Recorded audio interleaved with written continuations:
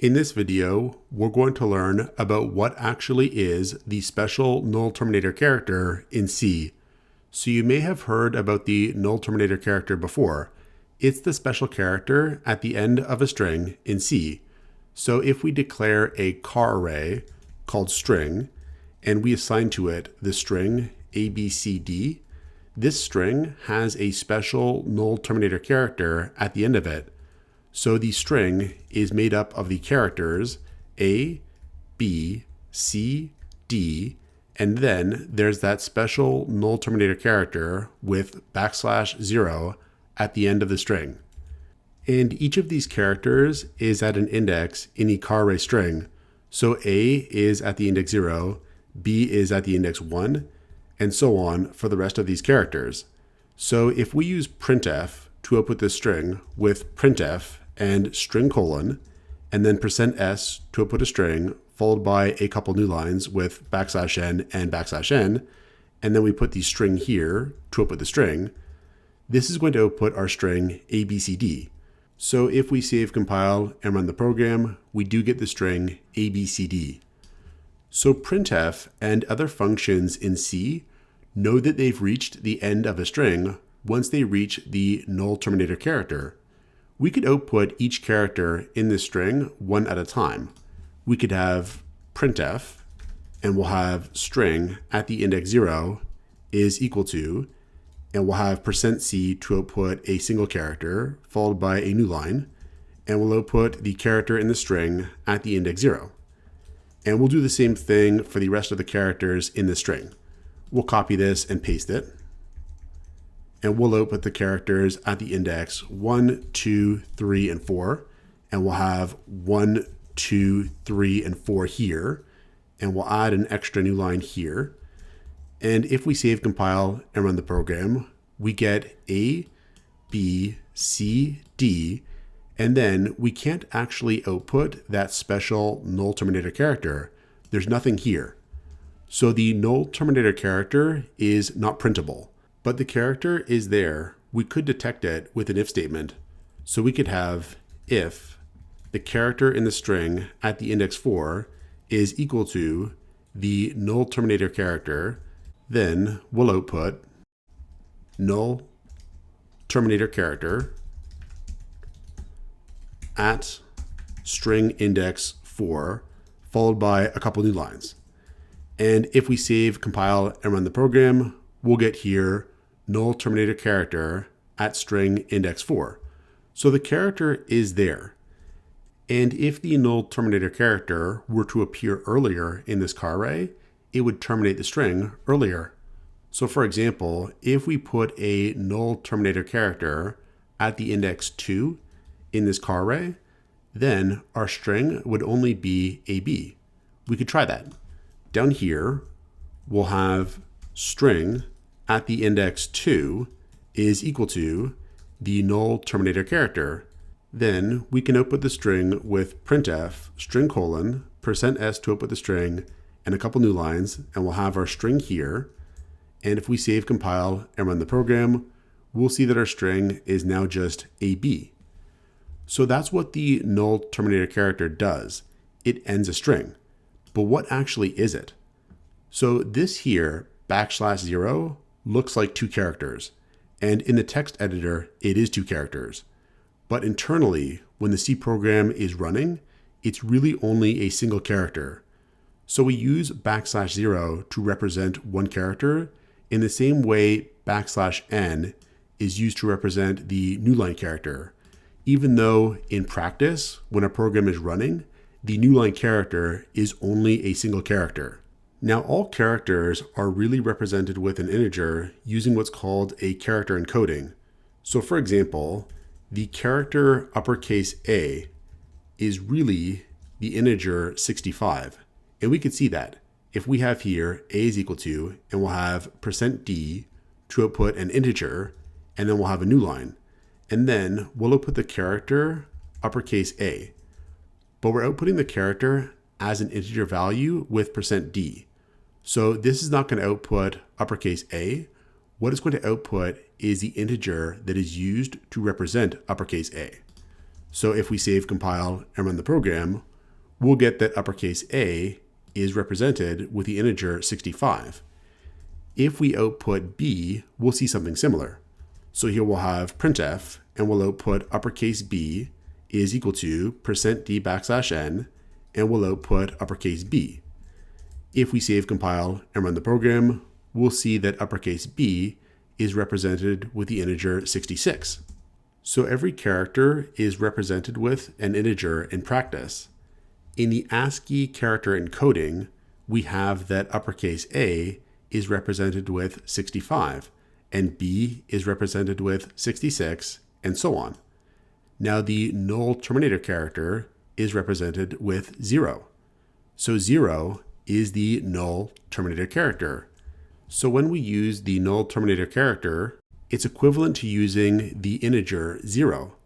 And we could test that out. So the first thing we'll do is output the integer value of the null terminator. We'll have here printf, and we'll have \\0 is equal to %d\n for a new line, and we'll output the null terminator character here with the character \0. So here we have two backslashes to output a single backslash, and that's because backslash is used for things like outputting new line. So we have to have two backslashes here to actually output one backslash. Now, if we save, compile, and run the program, we'll get that the null terminator is really the integer 0. So that's what the null terminator really is. It's the integer 0. It's the byte with all bits set to 0. So if we declare another char array called string2, and we initialize this char array with the string portfolio, we'll find that uppercase P is at the index 0, lowercase o is at the index 1, and so on for the rest of the characters in this string. We could output the string as it is right now with printf and string2 colon, %s\n, and string2. Then, after doing this, we could assign to the index 4 the integer 0, and assigning the integer 0 to the index 4 is going to be equivalent to storing the null terminator at the index 4. So our string is going to become port, because the string is going to be terminated here at the index 4. We'll try that. We'll have string2 at the index 4 is equal to 0, and this is equivalent to assigning the null terminator to the index 4. Then we'll output string2 again with string2 colon, %s and \n, and we'll output string2 here. So then, if we save, compile, and run the program, we'll find that string2 is initially portfolio, but then becomes port after we assign the integer 0 to the index 4, stopping the string earlier because the integer 0 is the null terminator. Now, with the null terminator being 0, that also makes the null terminator equivalent to false, because in C, 0 is considered false, and non-zero integers are considered true. So we could actually use the null terminator as false in things like if statement or loop conditions. Let me show you what I mean. We could have here if string2 at the index 4. So if this character is the null terminator, this condition is going to be false. If this character is anything else, this condition is going to be true. So we could say here, character is not the null terminator. Because if that character is not the null terminator, this condition is going to be true. If the condition is false, we could have an else case, and we can say this character is the null terminator. So we could have printf, character is the null terminator, followed by a new line. Right now, we know the character at the index 4 is the null terminator. So if we save, compile, and run the program, we're going to get character is the null terminator. We know that uppercase P is at the index 0. So if we put here string2 at the index 0, now we'll get character is not the null terminator. We could also use not. So not is the exclamation mark. And what that's going to do is flip the truth of whatever this is. So if this is true, not is going to make it false. If this is false, not is going to make it true. So we could change what we're outputting here, because now this is going to be true if the character is the null terminator, and it's going to be false if the character is not the null terminator. We'll get the same results as before. So if we save, compile, and run the program, we'll get character is not the null terminator in the case of uppercase P at the index 0. And if we put 4 here for that null terminator at the index 4, then if we save, compile, and run the program, we'll get that the character is the null terminator. So if we have not, and then the character and a string at an index, that condition is going to be true if the character is the null terminator. So here we had to flip around our printfs to make the output reflect what's going on.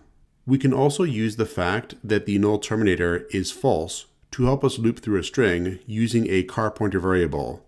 So for example, if we had here car string 3 is equal to, and we'll have courses here, we could have a car pointer variable with star p. This is a pointer to a car. If we assign it string 3, what's going to happen is p is going to point to the first character in the string. So p is going to point to c. Then what we could do is use pointer arithmetic to have p point to the next character in the string. So p++ is going to have p point to the next character in the string. And each time we apply p++, p is going to point to the next character in the string. We can dereference p with star p. So star p is going to give us the character that p is currently pointing to. So right now, p is pointing to u, so star p would be giving us lowercase u. So what we could do is detect once we've reached the null terminator, because once star p gives us the null terminator, which is equivalent to 0, which is equivalent to false, we would know that we've reached the end of the string. So star p could actually be our loop condition. Let me show you. Down here, we'll have while star p. So this loop is going to stop once p is pointing to the null terminator at the end of the string. So here we have a null terminator after this lowercase s here. And eventually p is going to reach that null terminator. And at that point, this condition is going to be false and our loop is going to stop. In the meantime, p starts off this loop pointing to uppercase C here. And we can access what p is pointing to with star p. So we can use p to access each character in the string, and we'll output each character. We'll have printf, and we'll have %c to output the character, followed by a new line. We'll output the character with star p. That's going to dereference p and give us the character that p is pointing to, and then we'll have p++ here. So on the next loop iteration, p is going to be pointing to the next character in the string. And we'll check that here, because as long as p is not pointing to the null terminator, this character is going to be considered true, and the loop is going to continue. We'll also output a new line before, and we'll also output a new line after.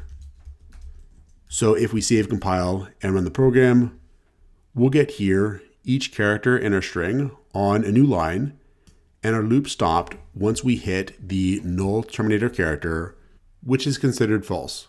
So this is how we can use the null terminator in C. Check out portfoliocourses.com, where we'll help you build a portfolio that will impress employers. including courses to help you develop C programming projects.